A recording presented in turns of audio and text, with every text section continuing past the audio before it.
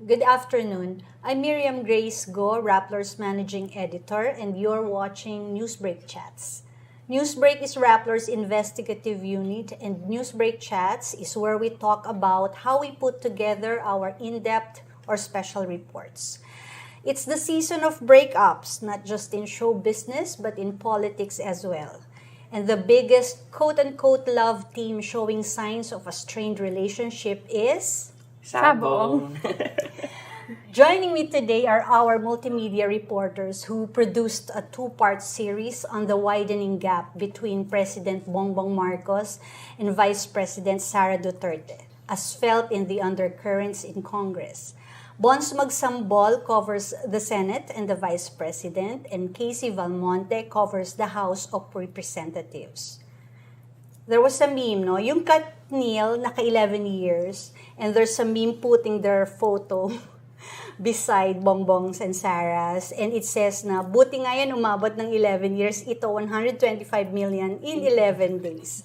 Anyway, walk us through how BBM and Sarah's tandem came together for the 2020 elections.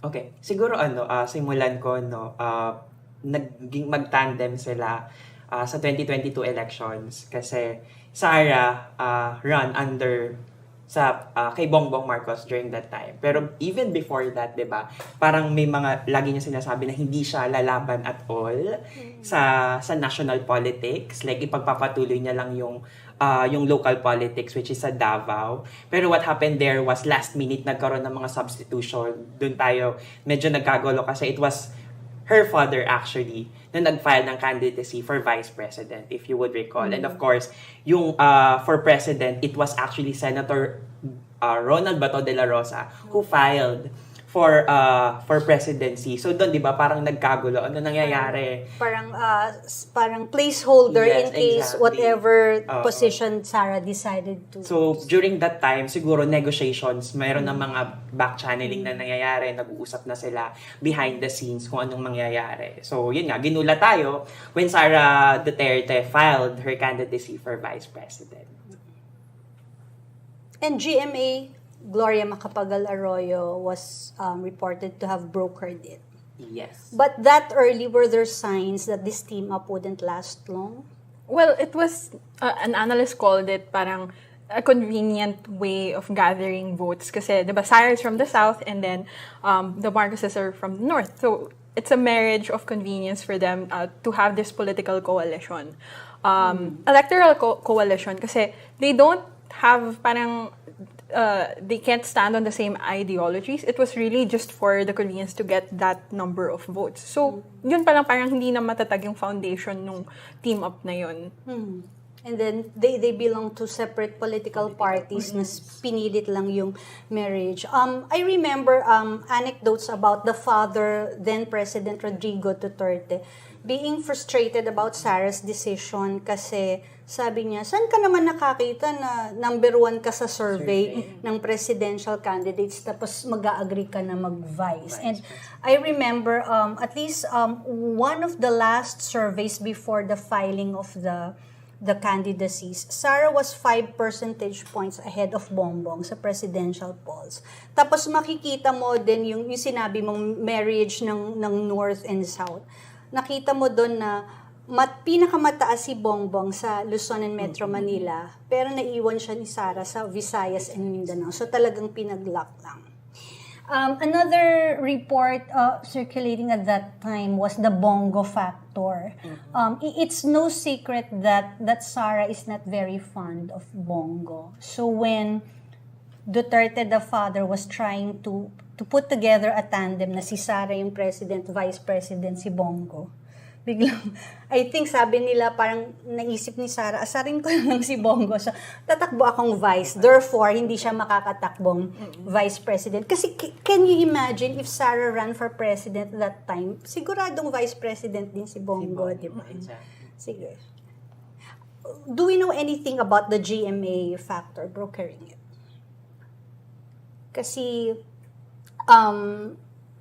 there was talk that it was really the Lakas faction. Actually, pati si Martin Romualdez was part of it. They were even talking about it during the wedding reception of Bong Revilla's daughter, because Bong is a top officer of Lakas. And at that time, aside from considering the fact na hindi siguro magugustuhan din ng mga botante yung after a Duterte father, another Duterte, magkasunod, parang dapat may gap. One thing that Lakas insiders told me, convinced Sara, was about her children, na bata pa. Parang in-explain sa kanya na as vice president, it's not as hard work as a president, so you will have time while your children are growing up. Kaya nakita mo, very important sa kanya yung President Marcos was lending her a chopper to be able to be with her children. Sige. But now in the second year of the administration, the cracks have begun to show. And we had noticed the signs early on, and my question is, why did it take us some time to actually call it or write about it? Parang ano yung considerations nyo why we didn't immediately report about it? Kasi parang nandun pa lang tayo sa honeymoon phase ng administration. So parang, di ba, nag-a-adjust pa sila both.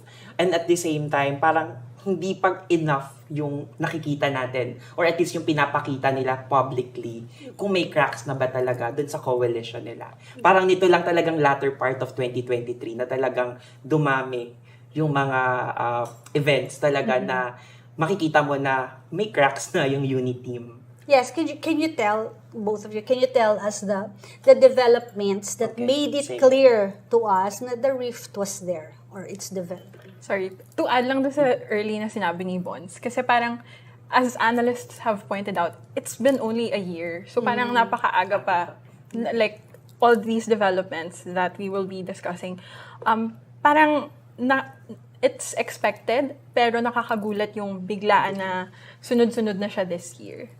So parang pinakita talaga nito na masyadong fragile. To begin with. Yeah, to begin with, na parang, paano ba? Parang sa isang relationship, masyadong pinilit. So, hindi siya nag-last long. Parang ganun yung nangyari, di ba?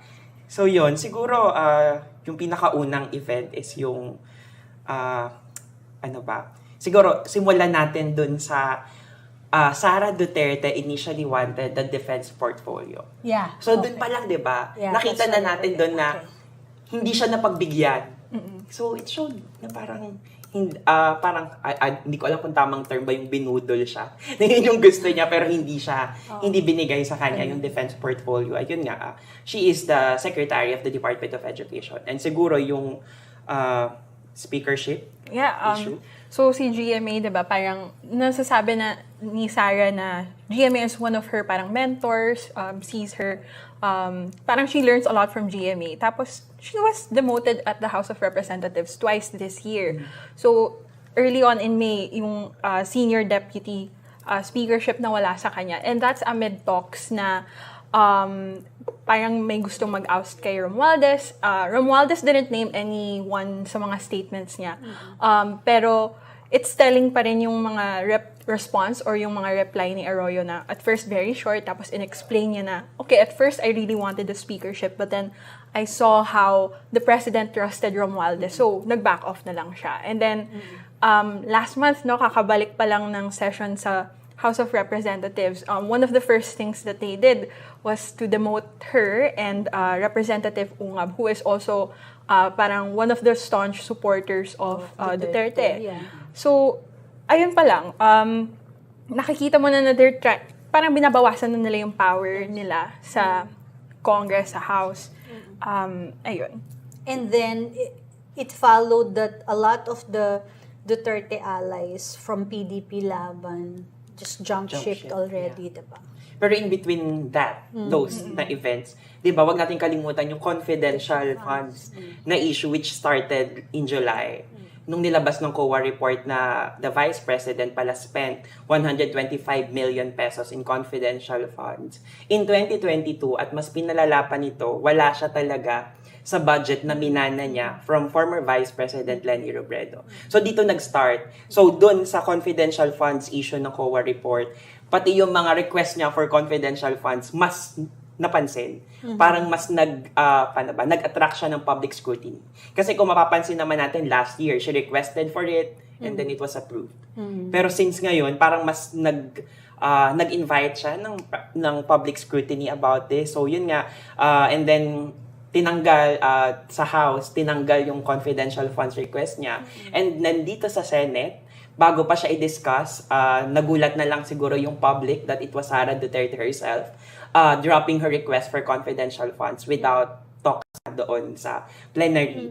Pero yun nga, sinasabi ng mga political analysts na it was a mere political strategy kasi Sara Duterte wanted to salvage her dwindling trust or approval ratings. Yeah. But we also have to point out that the reason there was that illegal confidential fund in Sara's agency is because inapproved ng presidente. So you could say that at that point, well, bati pa sila nun sa 2020. So parang it's also a favor that he did for Sara. Pero, so yeah. And then there are the impeachment talks. I think those are not new. Parang Congressman Franz Castro, previously, I saw some interviews from months ago na meron na daw impeachment talks before. But what's curious now is nangyari siya after Duterte's rants on live television. Duterte the father. Duterte the father. Trying to defend Sara when it comes to the confidential funds. Kasi ngayon pinapatawag na ni na Franz yung accountability kung paano niya na-spend yung confidential funds in 11 days. So up until now, wala pa rin, I think Sara Duterte never came out to explain how it was spent, saan napunta yung money, and there are a lot of questions pa regards that. Tapos, I think there's a Supreme Court order recently. Yes, diba, may petition na ibalik ni Sara Duterte yung 125 million confidential funds. So yun yung parang inaantabayanan din natin na development, what will happen there sa SC petition na yun. In fact, one of the Rappler editors pointed out that 11 days yun, may dalawa pang weekend, ibig sabihin 9 working days talaga naubos yung 125 million. And there is also the House resolution that's expressing openness to letting the investigators of the International Criminal Court into the country. As in total turnabout yan from the position of the House. Dati trying to protect President Duterte. And we have to point out that at least dun sa Las Cañas series natin, parang na basis din ng kaso sa ICC is damay si Sara dun sa kaso. She could be one of the officials who will be investigated. So what does that mean to you? Well, sa House, tatlo yung resolution that was filed, no, seeking government cooperation with the ICC for the probe. What was surprising, I think, for a lot of people is there were two lawmakers na non-opposition. So aside from Makabayan Bloc, Congressman Lagman, there's Congressman Benny Abante and Rodrigo Gutierrez who filed the petitions. Tapos they always point out na the fact that the Philippines asked the ICC to delay the probe, parang yun pa lang, it already recognizes that the ICC has jurisdiction in the Philippines. And then Lagman is calling for accountability dun sa crimes against humanity, para hindi na rin siya maulit-ulit. And then sa Makabayan, they pointed out pa rin yung rant nga ni Duterte on air na inamin niya na ginamit niya yung confidential funds to carry out killings in Davao when he was mayor. So parang the congressmen are saying na this is not political, it's not it's not personalities, but they just want to get the truth. Pero you have to ask now, why did it take this long? Diba? I think Senator Bato pointed it out na parang you have to question the timing of things na why bakit ngayon lang naupuan ng Congress yan. But also, can you file a resolution against Duterte when he was the president? Okay, si Bato naman. And of course, sa Senate din, di ba, merong resolution na final si Senator Risa Ontiveros regarding dun sa pag-cooperate ng Philippine government with ICC. So, hindi pa natin alam kasi ngayon, hindi pa siya nadidiscuss sa plenary. or hindi pa din even sa committee level, yung kung ano mangyayari. Hindi natin alam kung may numbers ba to or what. Pero nag-react na si Bato. Yes, pero sabi of course, si Bato, na-hurt daw siya sa ginawa ni Senator Risa kasi kahit pag daw sinabi ni Senator Risa na trabaho lang, but that issue is personal to him kasi nga isa siya sa iimbestigahan. So yun daw, kung matatandaan din natin, noong November 29, I think that was a Thursday, in-invite ni President Marcos yung mga senator sa Malacanang for a casual dinner. And then, shinare doon ni Senator Bato na nagkausap daw sila ni President. So, kinonfirm niya na about sa ICC pero hindi niya din dinisclose kung ano yung pinag-usapan talaga nila. Though sinabi niya doon, happy ako. Yun lang yung sabi niya.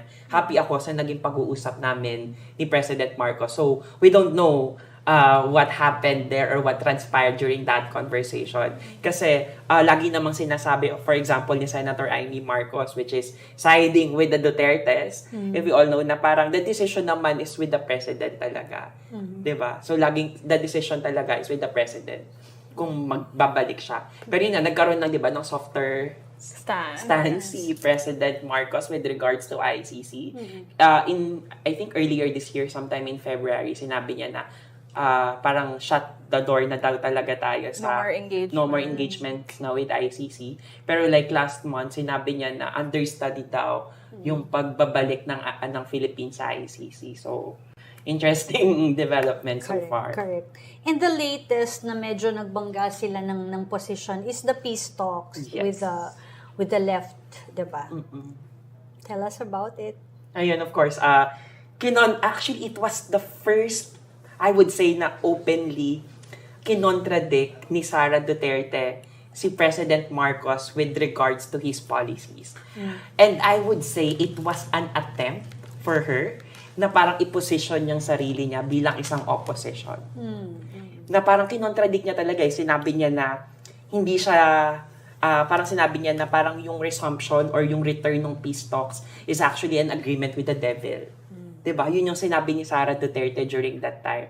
Pero yung masasabi ko lang sana dito, if pinoposition niya pala yung sarili niya optic-wise na maging opposition, she should resign as part of the cabinet. Diba? Parang, yun din yung naging critic before kay Vice President Leni Robredo na parang gusto mo pala maging opposition, you are positioning yourself as an opposition, but then tinanggap mo yung portfolio dun sa anti-drug and housing, di ba? And then eventually, she was asked to resign.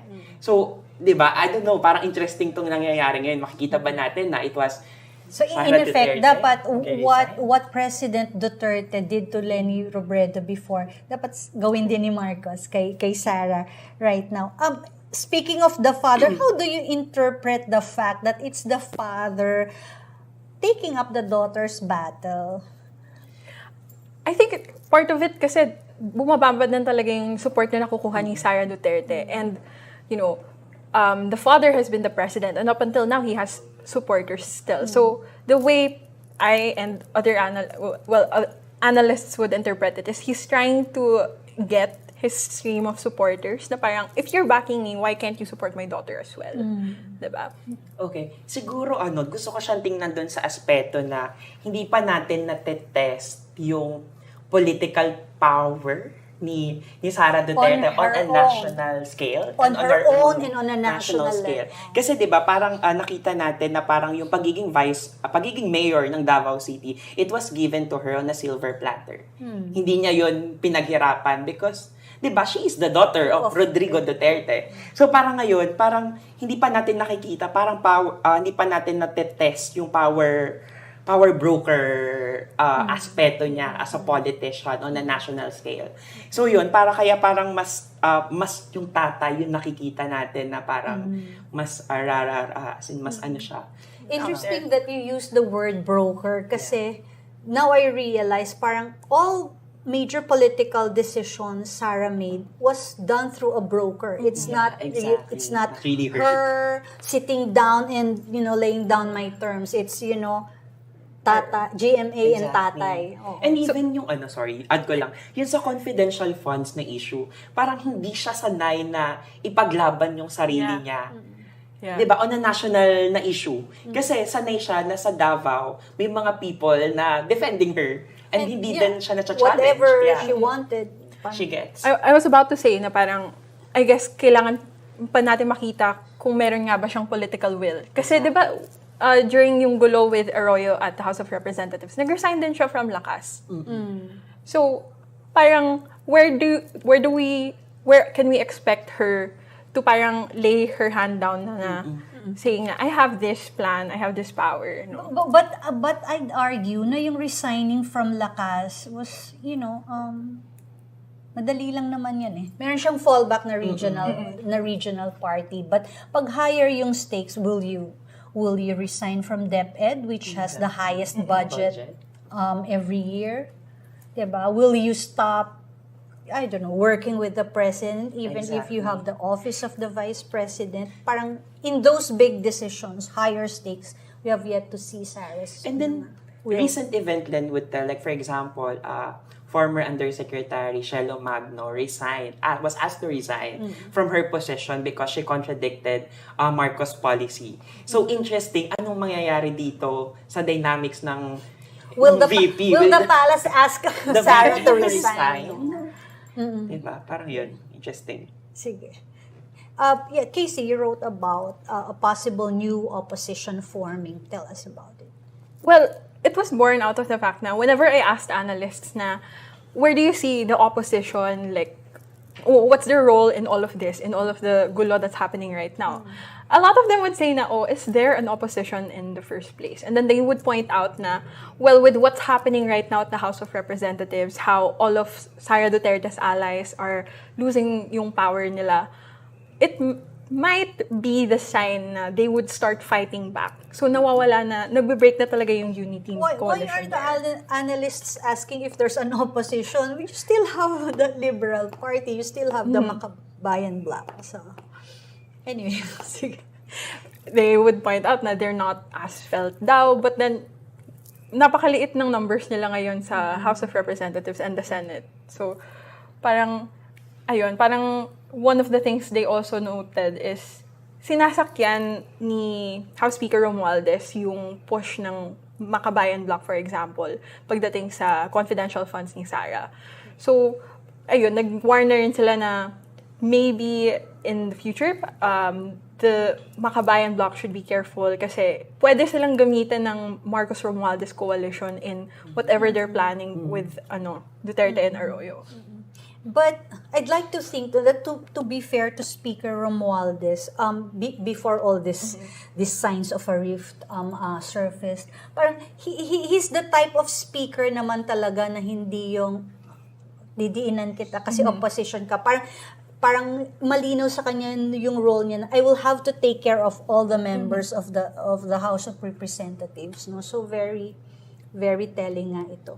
But Casey, do you agree with the analysts that the pro-Romualdez Marcos faction could be miscalculating the attacks or perceived attacks on the Dutertes? Well, like as mentioned early on, kasi parang all of this happened so early na parang it's just a year into the administration. Tapos you're already laying down all your cards. Parang you're not parang nagpanic ka agad instead of seeing how things will play out. So parang it's very telling na on the defensive agad yung Marcos Romualdez faction when wala pang parang direct attack na nakikita natin. But another way to look at it is this early, parang bakbakin mo na yung influence, pahinain mo na sila before the midterms, 'di ba? Kaysa yung after the midterms. And after the midterms, the president will be so lame duck na. I don't, why are we interpreting this for them? So, boss, in the House, if it's like perceived to be siding with Marcos, can we say the same about the Senate? And isa pa pala, what do we make of the president's sister siding with the Dutertes? Okay, what do you make of the it's Senator Amy Marcos. We're talking about Senator Amy Marcos. Actually, siguro I would count three times that Senator Amy Marcos publicly said na hindi niya iiwan ang mga Duterte through thick and thin. Yun yung sinasabi niya. So ito actually ang hirap kasi kapatid mo yung presidente. So parang iisipin mo baka ginagawa lang to ni Amy because of her political plans. 'Di ba? Because of her political strategy. Alam niya na yung power or yung popularity na dala pa rin ng Duterte brand. So yun, lagi niya yung last na sinabi niya of course was I'm siding with the Duterte kasi pinalaki daw sila ng kanilang tatay na maging loyalista. Kaya daw sila may loyalista kasi loyal daw sila sa mga kaibigan nila. At sinasabi niya na parang hindi niya daw pinakawalan hindi niya daw pinabayaan. Tama ba yun? Pinabayaan yung tatay na Duterte at ganun din yung gagawin niya sa anak na Duterte. Kasi and then of course, in return, sinabi naman ni tatay na Duterte, ni Tico, na it was actually Amy Marcos yung nag-convince sa kanya before who ran for the president. Diba? So yan, parang ganun. So ang hirap, hindi ko alam kung paano nakakaya ni Senator Amy Marcos na maglalabas siya ng mga statements contradicting her brother's policy. And for this case naman, siding with the Dutertes. So ano ba yung relationship niya with her brother? Well, we've written about Yeah. her being outside the Colombo. Outside the Colombo. Though, nakikita naman natin na parang in some events, magkasama sila ng kanyang kapatid na sa Malacanang, may family photo sila. So parang ang hirap Saan siya nakaupo sa joke? parang ang hirap ihiwalay nung pagiging kapatid mo sa Pangulo at the same time, yung pagpoposisyon mo sa sarili mo na opposition. And interesting na that she said tinuruan sila ng tatay nila na maging loyalista. Pero wala siyang loyalty sa kapatid niya. Sa kapatid niya mismo. 'Di ba? So, ayun, interesting yun na dynamics nung magkapatid. And then ito, just recently actually, kasi earlier today, Wednesday, so we're taping this Wednesday, tinanong si Senator Amy Marcos kung ano yung statement niya or reaction niya for calls kay Vice President Sara Duterte to resign sa cabinet. Sabi niya lang, dream on. So parang tinatanggal na agad yung idea na parang we're okay, we're good. Parang walang nangyayaring kakaiba dito. Parang ganun. So, interesting kung anong magiging side, of course, ni Senator Amy Marcos dito kapag totally nakita na natin na naghiwalay na talaga. At saka, do you see the contrast between the two families? Duterte the father came to the rescue of Duterte. The daughter. Pero itong Marcos the sister is not siding with Marcos the brother, di ba? So, parang anong nangyayari? Bakit sila hindi But would we know who has the numbers in the Senate? I'm referring to the two presidents, the Duterte and former President Duterte and Marcos. Parang, which president would hold sway among the senators kung magta-tug of war sila? And considering that these senators some of them will be up for re-election. Yeah. So actually, gusto kong ipag-base ito dun sa nag-leak na info. Okay. So prior to this confidential funds issue, Sara Duterte dropping her request, meron daw nag-leak ng information na nagalit yung ibang senador kung bakit yun lumabas kasi it was an executive session kung saan pinag-usapan nila yung confidential funds. And then dun sa nag-leak na information na yun, apparently there were 9 senators na nagba-back up dun sa request ni Sara Duterte for confidential funds. But they denied that, diba? Yeah, they denied it. Pero parang sobra yung sobra yung pagdidepensa nila doon sa information na yon. So, I don't know if like 100% true, pero baka may katotohanan dito. Pero there were 9 senators there. And then, kung ika-count mo yung so kung 9 na to, kay Duterte to, magsaside kay Duterte, and then we have 2 opposition member, which is Senator Risa and Senator Coco. I would say, dikit pa rin siya eh. Like, hindi siya yung But we have masasabi how many mo na. senators? 24. Yeah, 24. So, ipagpalagay natin at 2. 24 minus 9. Nahirapan Journalist tayo. Journalist tayo eh, kaya hindi na. 15. Okay, 15. So, ipagpalagay natin na 15. Tapos, bawasin natin yung dalawang minority doon, which is si Coco nga at si Risa. So may 13. May, tama ba? Tama Yeah, na ba? may Yeah, 13 who would are not exactly with pro-Duterte. Pro-Duterte or what. Okay. So, Sige. And Casey, the Makabayan bloc in the House, they deny that they are in alliance with Romualdez, but do we buy that? I think yes. It just Yes, we buy that, or yes, they are in alliance with Romualdez? yes, we buy that. Kasi parang,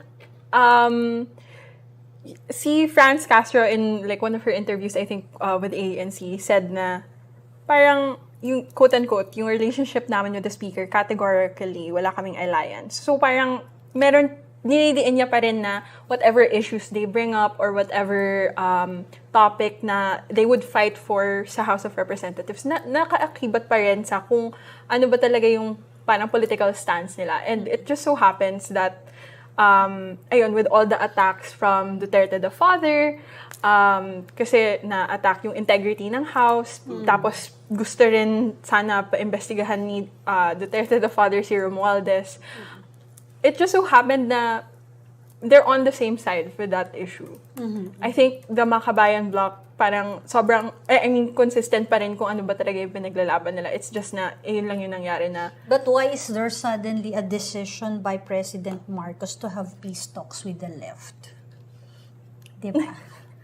Sige, tinanong ko lang naman. Okay. But I also want to get your thoughts on this elephant in the room that the liberals, the kakampings, the anti-Dutertes are not talking about. No? That in their fear of Sara emerging stronger politically and therefore becoming a shoe-in for the presidency in 2028, do they tend to side with Marcos or at least be kinder or more supportive of him? Because that too can influence political realignments in 2025 and 2028. okay. Ang hirap. Ang hirap kasi parehong party, meron silang kanya-kanyang political baggage eh. Diba? May sarili silang dala-dala eh. Like for example, Marcos, of course, yung kanyang history with the family before, the human rights abuses, and then ito namang Duterte family, yung drug war, yung, diba? Pareho silang may political baggage eh. So parang itong mga kakampings, hindi nila alam sino ba yung, kung mapapansin mo din yung discussion on social media, pareho nilang kinikriticize, not really like siding with either of the two politicians or the two camps.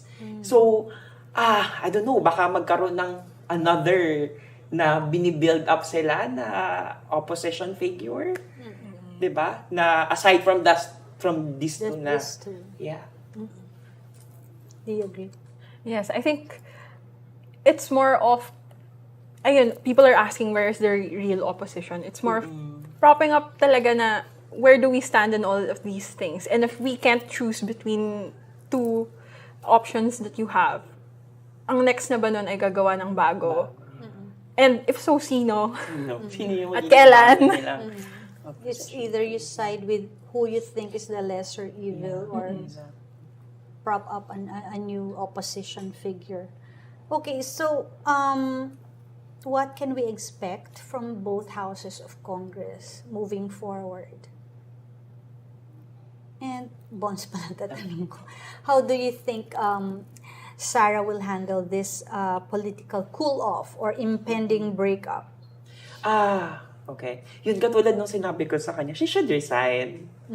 Bigay na lahat. I mean, di ba? She should resign. If like, hindi ka na pala masaya, di ba? Sa isang relationship nga, kung hindi ka na masaya dun sa relationship na yun, mag-resign ka na. Mag-resign ka na kasi parang making things worse for you. So, siguro, nahihirapan din siya kasi, yun nga, yung katulad nung sinabi mo kanina, Miss Regina, parang yung political, power or strength ng DepEd.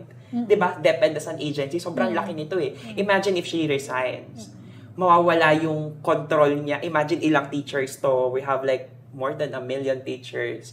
Teaching and non-teaching personnel pala. And then, isama mo pa dun yung mga magulang ng estudyante natin na 25 million. So, I think I don't know lang kung ano magiging decision niya. And the constant exposure when you're visiting the public schools. So, parang feeling ko, factor yun ang decision making niya ngayon. Pero kung ako sa kanya, she should resign. Para tinandin natin kung yung resignation niya na yun, how will this play out dito sa political landscape natin? Makikita natin yung dynamics mismo kung paano magbabago yung mga political parties, 'di ba? Ano mangyayari ngayon na clearly naghiwalay na sila? If she listens to you and